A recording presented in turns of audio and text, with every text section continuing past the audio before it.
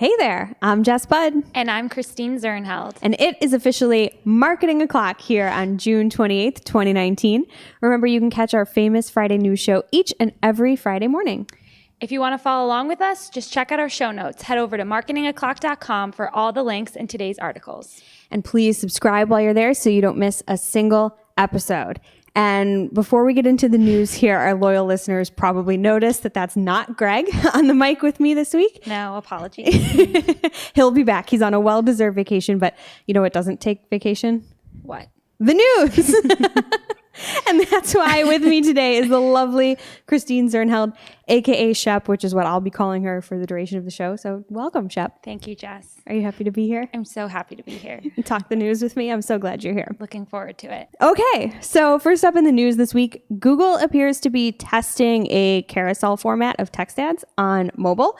So they went with their usual, we're always testing but have nothing specific to announce right now quote, but folks over at SEMrush spotted this in the wild, so definitely a test that's going on.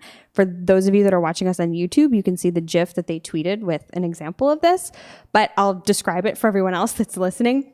You've got your text ad at the top of the SERPs. Again, this is just on mobile where they're seeing this.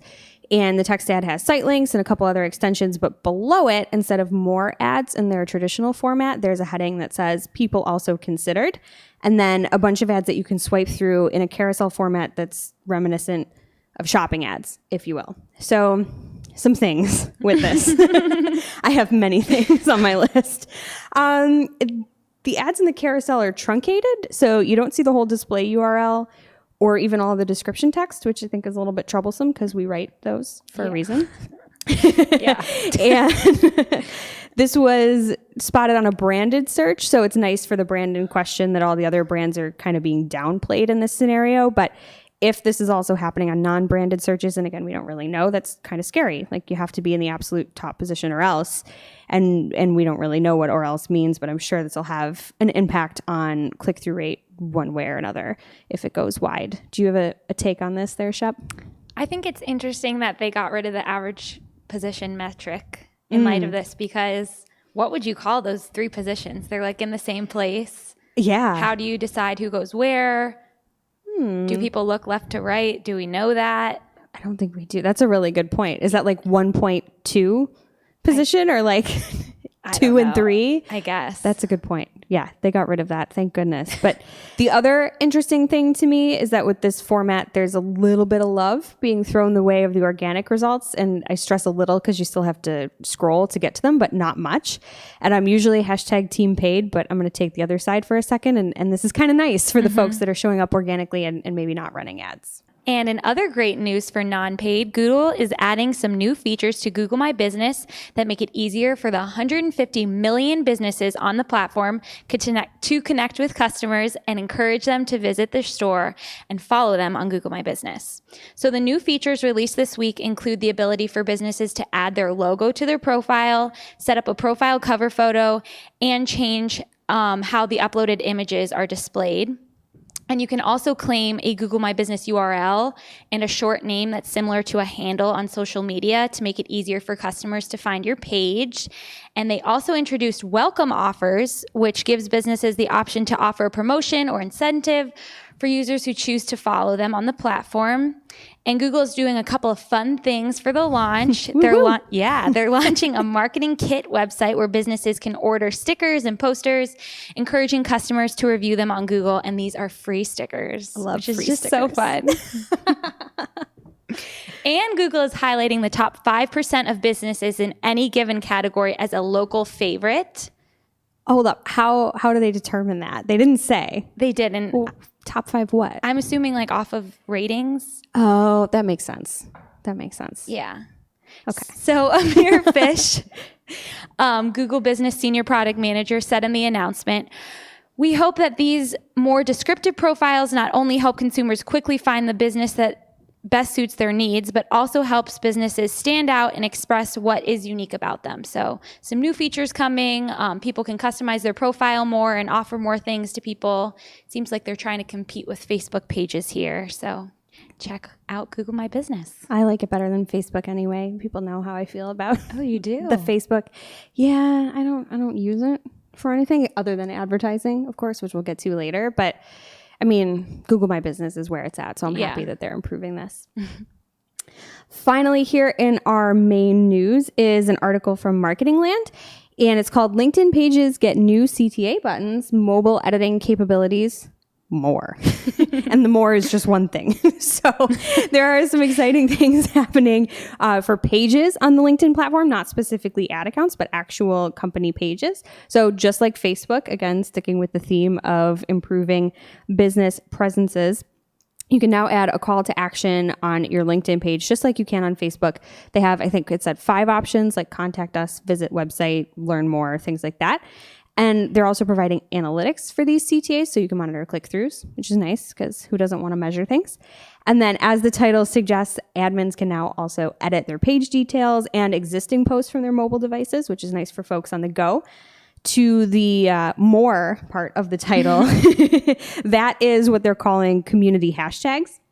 And those allow pages to, quote, connect to relevant hashtags so that they can easily jump in and participate from their organization's perspective. They didn't get into a lot of details of what that connection means, but that is the word that they used. So these all seem probably like fairly small changes, but on the whole, if people want to grow on the platform, this is great news for them. I think it's much easier. They're making it much easier for users to engage with the business page and also for businesses to jump in and get in front of new folks in relevant conversations. That's great. Lots of business page changes this week. I'll say. We have more coming too. There might be a theme. Teaser. Stay tuned. And with that, it is now time for this week's Take of the Week. This is our hashtag Fire Digital Marketing Take with extra spice served up for you. And this week's take comes from a fella at Andrew Lolk, that's Lolk on Twitter. And he says, and I quote, "Is this just because I work in PPC? I always without fail, go straight from the PPC landing page to the home page for anything. I never read the standalone landing page. I always feel they don't offer the info I actually need."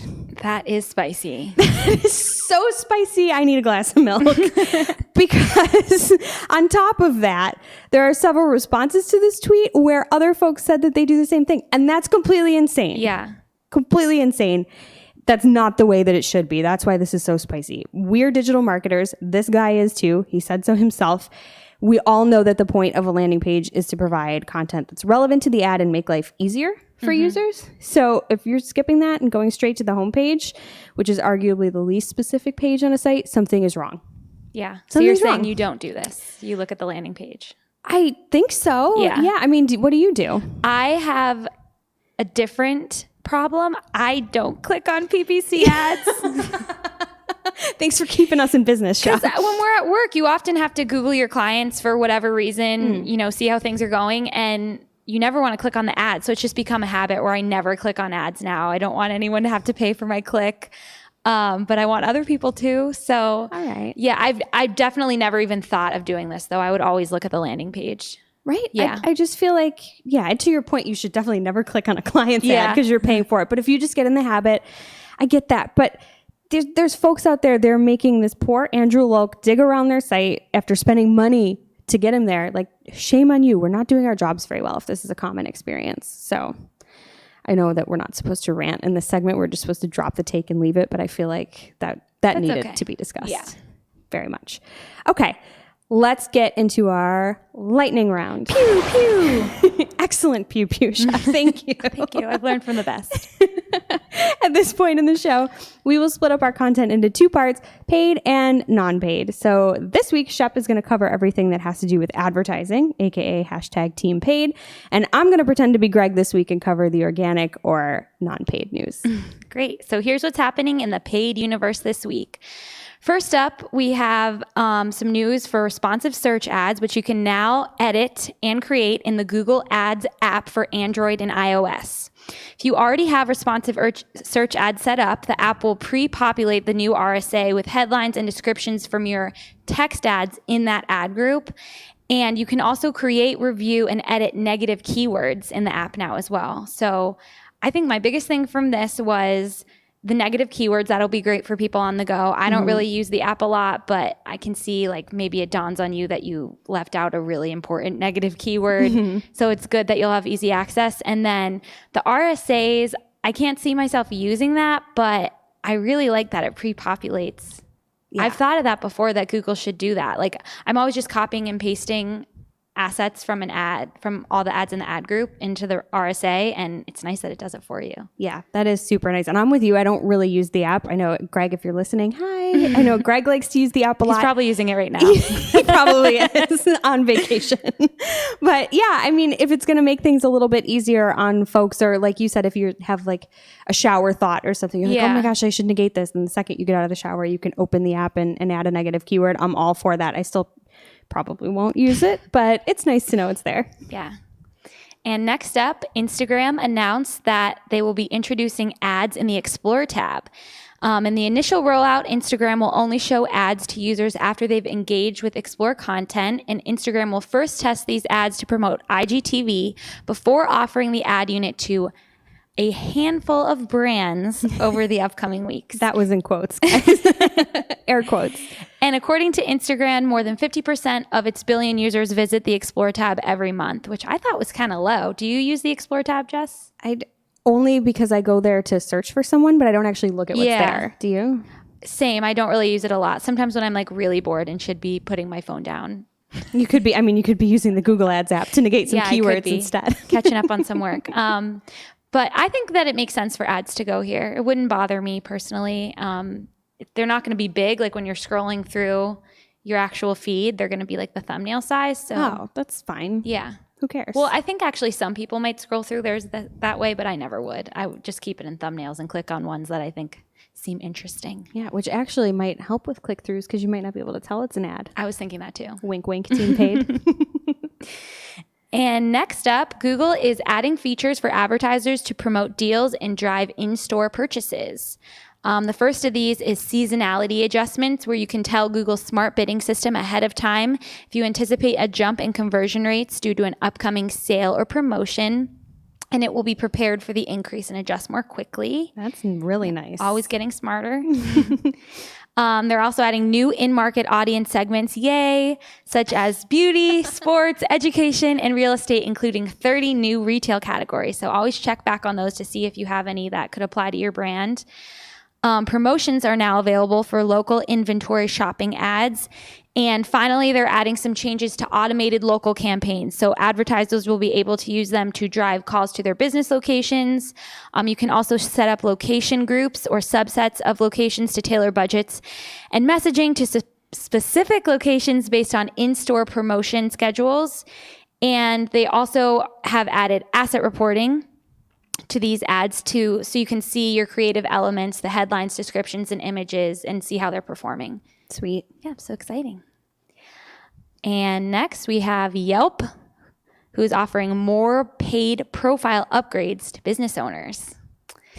Love that. Yeah, so similar to the changes we talked about with GMB earlier in the show, Yelp is also offering new promotional tools for business owners to give them more control over how they appear to users. So the first of these is Business Highlights, and they enable owners to pick 2 icons that describe or help promote their business. So some options are family-owned, results guaranteed, years in business, veteran-owned, free Wi-Fi, that's good to know, among others.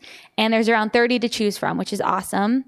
They're also introducing portfolios, which allow business owners to showcase projects they've done.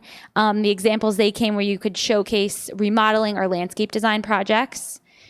And these each cost $2 a day. So if you want to use business highlights or portfolios, you're going to have to pay $2 a day for each to Yelp. Forever? Yes, forever. I kind of have a problem with that. It's crazy. I like that they're doing this, but this is just for your Yelp business profile, but the reason it's in the paid section is because you have to pay for it. I just feel like I get it. They have to make money, and I don't think it's a great ad platform, which I won't rant about here, but $2 a day to say you're family owned into infinity. You can do that for free on Google My Business. Yeah. So kind of crazy. Yeah. Next up in paid, Microsoft Advertising is introducing some new features to improve tracking. So the first is parallel tracking, which Google has already done and cuts down on landing page load time by running the ad click measurement process separately in the background. So now Microsoft is hopping on that bandwagon as well. Amen. And under campaign URL options, you'll now be able to set final URL suffix to specify the parameters you want attached to your landing page URL tracking. And finally, you'll be able to set up to 8 pairs of custom parameters at the campaign, ad group, or keyword level for URL tracking. And the character limit for parameters has now increased to 250 characters. That's a lot of characters in your parameters. Yeah, I don't know. People can go wild. Yeah, that's like more than Twitter used to be. Was it 240? Good point. Yeah, if you can't tweet your URL parameters, you're doing it wrong. You can add my tweets from 2014 to your URL parameters if you're interested. I would love to read some of those after the show. Yeah. Next up, Facebook will now allow some CBD ads.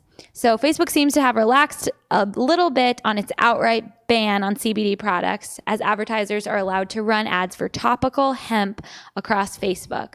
So while Facebook is still prohibiting ads for ingestible CBD, you can run ads that direct to landing pages that feature ingestible hemp and topical CBD, but the ads themselves cannot specifically feature these products, only the landing pages.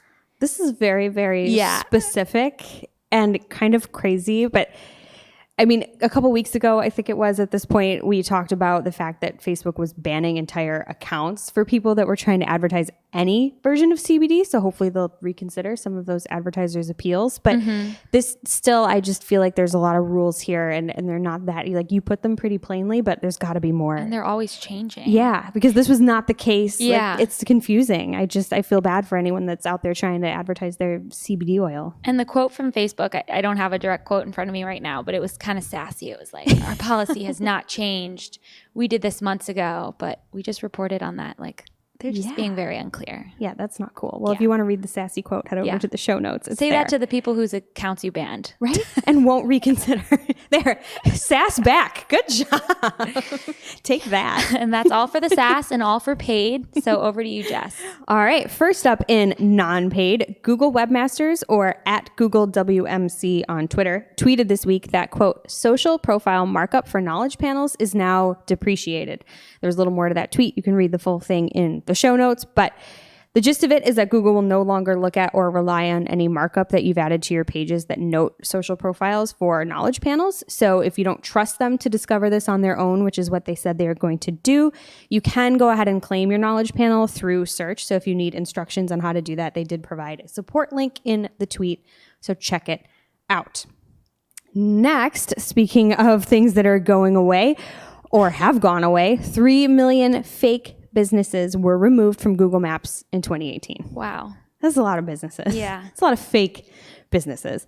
And this is according to an article from Adweek, which stated that not only did Google remove those businesses, but that 90% of them were pulled before even being seen by users. So they're pretty good at detecting these spammy business listings. The nice thing is, so are real humans. At least 250,000 of those fake business listings were removed thanks to reports by viewers like you or users. So moral of the story here is do report potentially fraudulent things that you see because Google is listening, and don't be out there trying to spam the maps because they will find you and shut you down. Imagine it sends you to like an abandoned parking lot in the middle of nowhere. That's so creepy. That sounds like a great horror movie. What would you call Someone it? tell Jordan Peele. Yeah. Spammy business listings. Yeah. That's the name of the film. I'd go see that. I've never heard of that happening. That's crazy that there's so many. Yeah, there's so many. And I think one of the things they said in the article too was that they were charging people for services that are actually free. So not only were they just like spammy or fake businesses, but they were actually trying to scam people. They weren't just like showing up and doing nothing. They were actually being malicious. Not cool. Not cool. All right, next up, it's not quite as cool as Pinterest's Complete the Look feature we talked about last week, but eBay is rolling out an AI-based personalization on their platform too. So that's nice. Everyone loves a little personalization. If you have an account on eBay, they're going to start recommending items that, quote, suit your interest and fit your shopping habits. And if you don't have an account, they're still going to show you recommendations just based on items that are trending. I didn't even realize people were still using eBay, so that's great. Not to be mean, but Yeah. When's the last time you used eBay? I've never used eBay. Not even to sell something? No, but I actually have 21 maybe limited edition holiday Barbies in the box from the years 1990 to like 2003, and I really need to sell them. Oh, well, you could go on eBay and do it. I just need to figure out like how much they're worth, and I go on eBay to try to figure it out, and everyone's listing different prices. Oh, well, of course. Yeah, I feel like you need it. I don't know if people appraise those things. I don't know. But hey, if you list them, maybe they would show up as a recommendation Right. based on someone's habits. If they buy a lot of Barbies, you can get the most. Could really help me out. All right. Well, moving on, let's keep talking about eBay because there are 2 stories in the news this week. And if you're one of those people like Shep and I that's not using eBay, July 15th may be a great day to start. They just announced what they're calling a crash sale. I love it. On that day because it coincides with Prime Day. And so they've got a bunch of deals that they are having. It's a crash sale on that day. It's happening. But if Amazon's site crashes on that day, they're going to offer even more deals than originally announced. I love that. Yeah. I mean, They've always had a fun marketing team. Remember the old eBay commercials that were like music videos? no, On eBay. You don't remember that? not at all. But I that just was sang beautiful. on this. That's embarrassing. No, it's not. They were really fun. You would know if I showed you. Probably. They were like popular songs remixed about eBay. Oh, that's kind of fun. We should find one and put it in the show notes. Yeah, we should. All right, let's do that. I Write love that it. down. Someone write that down. I love a little shade. And, Yeah. you know, It definitely is, right? I couldn't decide if it was clever or malicious or both. I think it's funny. Yeah, it is. It's I sassy. feel like it's probably not going to crash just because they're saying this. Fair enough. And Prime Day is 2 days this year, right? I think I saw. Yeah, So is it both days? the crash sale is only one day that I could see. But I guess they have deals going all throughout July. I read a lot about this. So I guess eBay's your place to go next month. We're 3 days away from July, people. I can't believe it. All right. Let's get on to social news here. And if you use the list feature on Twitter, they're testing a new feature that you might like. And it's basically just swiping right from your feed over to your list. So you could check the show notes for a link to the article, which was on social media today. And you can see the tweet where this was announced, see it in action, and you can actually join the conversation. Twitter wants folks to weigh in on whether or not they would use it. So that's nice. They're getting some feedback. And more social here. Over on Facebook, they're also testing something. They're testing a new option to mute notifications and remove those annoying red dots. Thank you. Yeah, disgruntled and annoyed Facebook users are happy to hear. I think that they're trying out some new simple toggles that can clear all of your notifications and mute those push updates if you want them muted. Facebook said that people don't necessarily want to see a notification on the badge in the in-app tabs if they're already getting notifications in the jewel, which is the red counter on the Facebook app icon on your phone's home screen. I did not know those terms. I didn't either. First of all, I didn't know that it had a name. I just thought it was like a notification badge. Yeah. But a jewel? I don't know. It's like a round dot. I don't know what kind of jewel that is. This will be great. I hope it works for like our client notifications too. Those are so annoying. Yeah. Did you get like an email every time somebody likes your client's page? Who gave Facebook the right? You did. You probably opted in somehow, somewhere. But this, yeah, it's just a test, but hopefully it goes well. Yeah. And they'll add that button and we can all just turn our notifications off on Facebook because we'll check it when we want to, right? Mm-hmm. I don't know. That's how we feel. We're annoyed by Jess social. will never check it. No, I won't. I don't use Facebook. We talked about that, right? Other than for ads, of course, because that's my favorite. Okay. We have 2 new features that are hitting Google's Search Console this week, according to a tweet from Google Webmasters on Monday, I believe they tweeted it. The new features are search within markup, and I'm going to just read this in quotes because this is what they call it, copy the code and tweak it, which is cute. Basically, they're making it easier than ever to test changes in your site's markup. So that's really nice. It's almost as nice as the fact that they jazzed up this tweet with 8 different emojis and not all at the end. They like mixed it. Did you see it? It's really, Very really fun. cute. Yeah. Having some fun on a Monday, and I support that.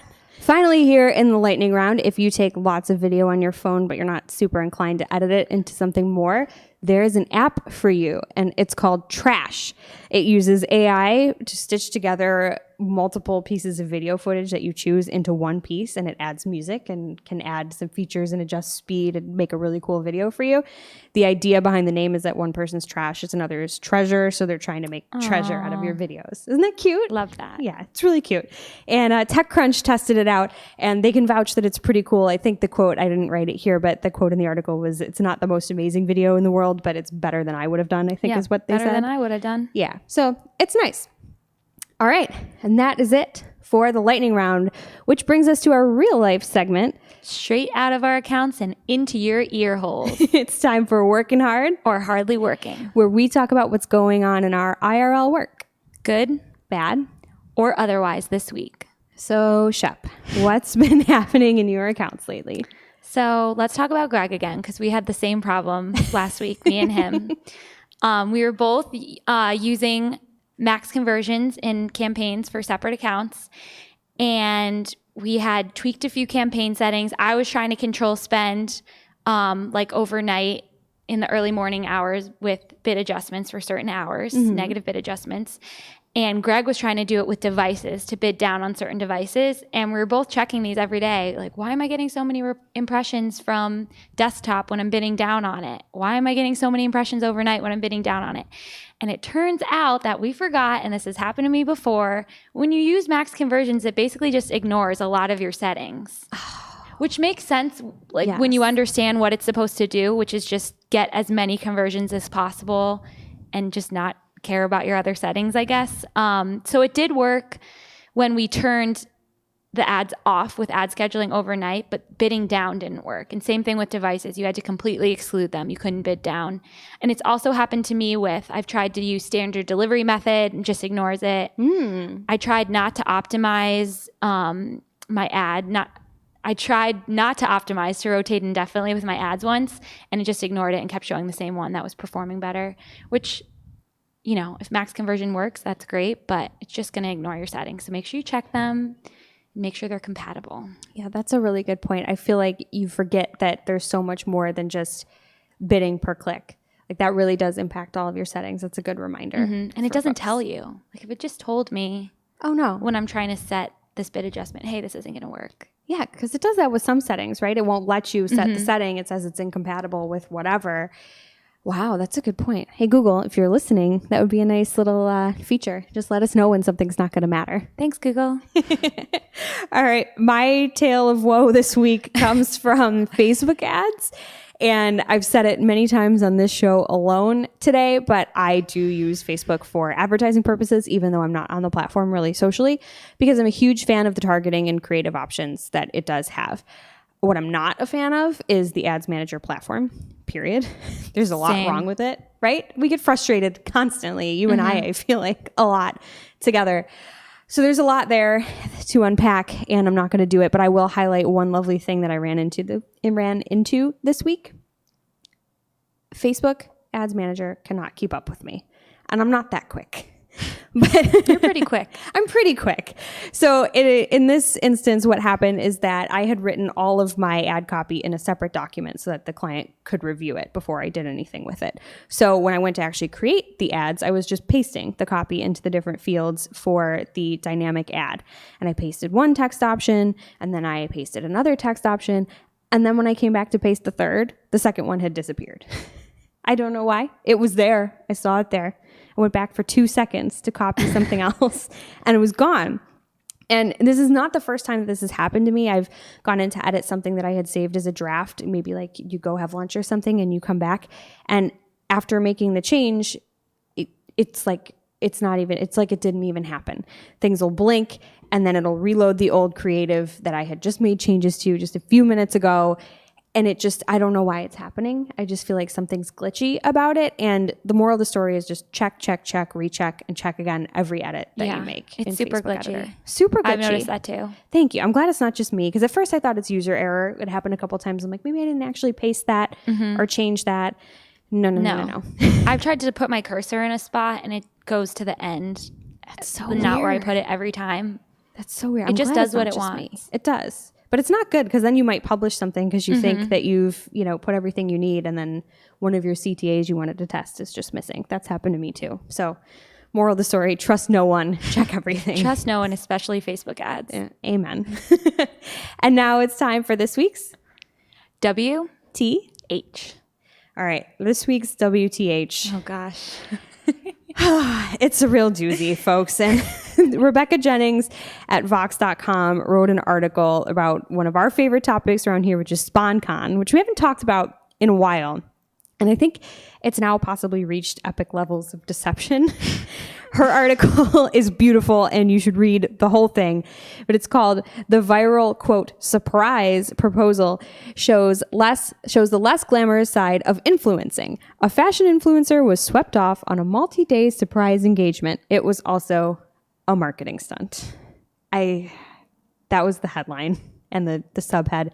If you want the spark notes, still go back and read everything. What happened was this woman's Instagram story painstakingly chronicled a multi-day, multi-continent trip that ultimately led to an engagement and a wedding. And some people are accusing this couple of faking the whole thing because there was a pitch deck that was leaked out. I don't know how it got leaked, but it had a full itinerary of the trip as well as a posting schedule of when they would be posting things. And they were trying to get brands essentially to, sponsor them and say, hey, throw us a handbag here or we can mention you here. And that actually happened. People were sending them things. So there's evidence to support this. And if you watch the video, trying on my dress from this designer. Thank you so-and-so for the luggage. Yeah, no. It's all over the place. It's so in your face. No, it's so bad. And this whole thing just makes me really, really sad for humanity. We have a lot to talk about here, so I'm going to open the floor up because I could just rant forever. I feel like we've been, and everyone is really making fun of them all day. There's so many replies to this that it honestly kind of makes me feel bad for them. They are in love. The caption to the thing was we've been together for 14 years. They deserve a nice free trip, but it's just so in your face. And I don't know what other word to use besides thirsty. Ooh, that's a good word. And then it kind of goes into, what this means for us as a society. And it talks about all these people whose honeymoons were just all about the Instagram. Yes. And it said one quote that said, "One former groom described his honeymoon as a sunset nightmare, stressful and torturous." That's so sad, but it's because people live for the post. But the worst part was that I kind of related to it. Really? Because your honeymoon posts were amazing. I know, but you weren't there behind the scenes. True. We didn't. The only arguments we had on our honeymoon were Eddie asked someone to take our picture and he didn't want to, and it's bad. And there was this 20-minute debacle on a terrace in Italy. He was starving, and I just had to get the perfect picture. We were leaning it against a chair. It's just so not glamorous. It's true. And I don't know, I wish the best for this beautiful couple. That's okay. That's completely fair. And that's very sunshiny perspective. And I appreciate that from you. But what I will say is that everything that you just said about your own honeymoon, you might have said before Instagram, because you would still want that perfect picture for your photo album. It wasn't sponsored. It wasn't. This is a whole other level. And to the point where you're arguing about having a stranger take your picture, this girl's being accused of having interns around the entire time to video this. No, I can't imagine. The whole thing is just, first of all, spoiler alert, the whole thing starts with him pre-recording a video of himself talking to her, which she has to watch how many times, Hope? 5 times, because she can't get through it because she's crying so hard.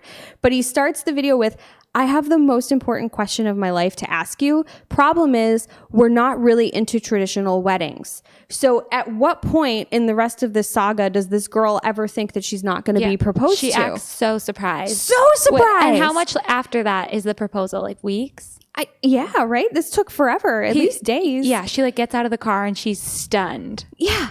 I can't handle it. It's a whole scavenger hunt, apparently, that she goes on. It's a cute thing to do as a couple, but for her to act surprised and pretend that she didn't know she was going to be proposed to when he said the word wedding in the beginning, and you watched it 5 times, so I know you heard it. I just want to, let's go back to Rebecca Jennings' beautiful writing, because I have a quote from her that I appreciate, and I think this will resonate with you. This is just another example of the insidiousness of influencer culture, wherein life's most momentous events are only important to the extent that they can be exploited for cash and clout. That's sad. It's so sad. Because again, your honeymoon, you were fighting because you wanted moments for yourselves. But for the I'll put them in a photo album. Of course. You would have taken those pictures regardless. It was a once-in-a-lifetime beautiful trip that you guys went on. She would have too, though. Yeah, but would they have taken videos of, like, I can't even with this. Everyone should watch it.